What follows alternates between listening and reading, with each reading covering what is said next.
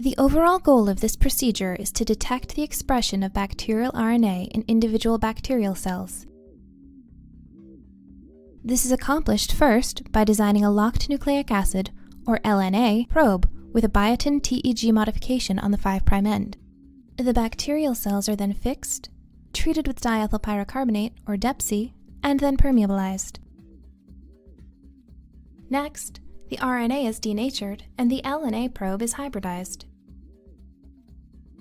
Third, the cells are washed, blocked, and stained.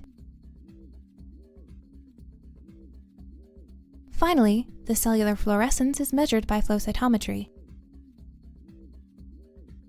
Ultimately, changes in RNA expression over time and within populations can be evaluated. This method can help answer key questions regarding the relative presence and abundance of RNA species within a single cell, and the degree to which this expression changes within homogeneous or heterogeneous populations. Though this method is currently being used to monitor bacterial small RNA expression, in theory, it can be used to detect RNA in potentially any cell type.